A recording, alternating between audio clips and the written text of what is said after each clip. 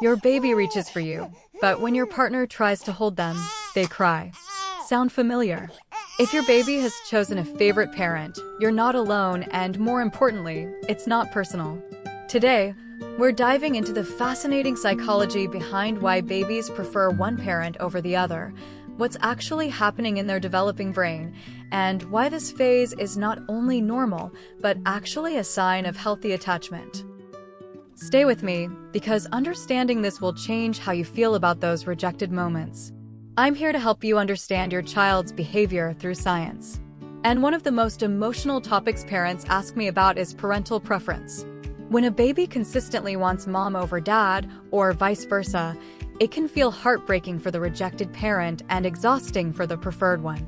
But here's what most people don't realize: this behavior isn't about love. It's about brain development, survival instincts, and attachment patterns that have been hardwired into humans for thousands of years. Let's start with the science. From birth to about 3 years old, your baby's brain is in hyperdrive, forming over 1 million neural connections every single second. During this time, their brain is constantly asking one question: who keeps me safe? And here's the key: babies don't process safety the way adults do. They can't rationalize that both parents love them equally. Instead, their limbic system, the emotional center of the brain, relies on pattern recognition. Who responds fastest when I cry? Who feeds me most often? Who soothes me when I'm overwhelmed? The brain takes notes. This creates what psychologists call a primary attachment figure. And in most cases, especially during the first year, that figure is the person who spends the most time meeting the baby's basic needs. Historically, that's been mothers, but it can absolutely be fathers, grandparents, or any consistent caregiver. Research from the University of Virginia found that babies as young as 9 months old show measurable preference behaviors, reaching, eye contact, and distress when separated toward their primary caregiver. And this isn't rejection of the other parent. It's the brain doing exactly what it's designed to do, attached to a secure base. But here's where it gets really interesting. Preference isn't permanent. It's fluid. Babies shift preferences based on developmental stages, daily routines, and even their emotional state in that exact moment. So why does your baby love dad one week and only want mom the next? Let's break it down. First, routine changes. If mom goes back to work and dad becomes the primary caregiver during the day, babies recalibrate. Their brain starts associating dad with comfort, meals, and naps. Within weeks, preference can completely flip. Second, developmental leaps. Between 8 and 14 months, babies experience something called separation anxiety. During this phase, they cling to their primary attachment figure like their life depends on it, because evolutionarily, it did. A baby alone in the wild wouldn't survive. So their brain panics when the primary caregiver is out of sight. This is why your previously social baby suddenly screams when grandma holds them. Third, stress and overwhelm. When babies are tired, sick, or overstimulated, they default to the person their brain has coded as safest. That's not an insult to the other parent. It's a neurological reflex. And finally, novelty versus comfort. Some babies prefer the parent who plays and excites them when they're happy, but want the soothing parent when they're upset. Your baby isn't being manipulative, they're being strategic. Their brain knows who does what best. A 2019 study published in Developmental Psychology found that babies switch preferences an average of 3 to 5 times in the first 2 years.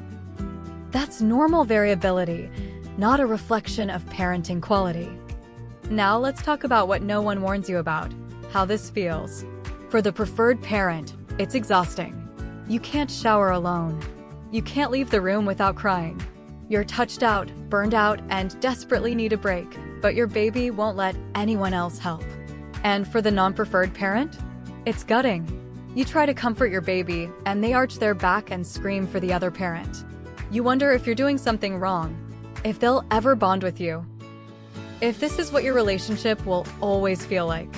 Here's what I want you to know: both of those feelings are valid, and neither means you're failing. Parental preference is not a reflection of love. It's a reflection of patterns, biology, and brain development. Your baby doesn't love one parent more.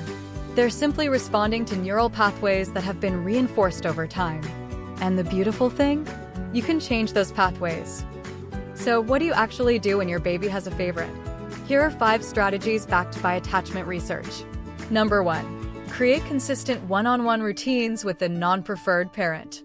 If dad isn't the favorite, he owns bath time. Every single night. No exceptions. The repetition builds neural pathways. Within 2 to 3 weeks, baby starts associating dad with that specific comfort.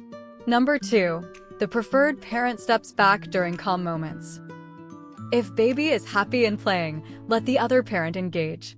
Don't swoop in to rescue, unless baby is genuinely distressed. Give their brain time to learn. This person is safe too. Number 3. Tag team tough moments. If baby only wants mom during bedtime, start with mom doing the routine, but dad stays in the room. Next week, dad reads the story while mom sits nearby. Gradually shift responsibilities. Slow exposure reduces panic. Number 4.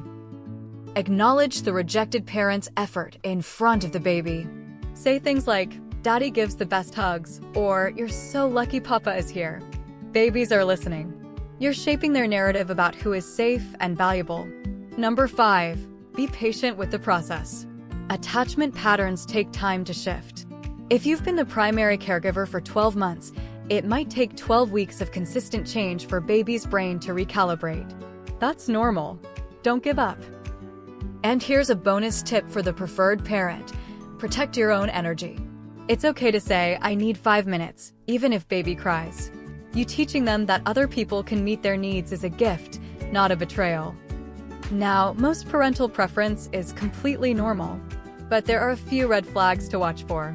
If your baby refuses comfort from everyone except one person, even when that person isn't available, and this lasts beyond 18 months, talk to your pediatrician.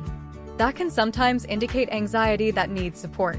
But if your baby just strongly prefers one parent most of the time, while still accepting care from others when needed, that's textbook development. You're doing fine. Parental preference isn't about who loves better. It's about patterns, biology, and a developing brain trying to make sense of the world. Both parents matter. Both parents are enough. And this phase? It will pass. If this video helped you feel less alone, subscribe for more science-backed parenting insights. Drop a comment telling me, is your baby team mom or team dad right now? And check out the next video where we talk about why toddlers test boundaries and what's really happening in their brain when they do.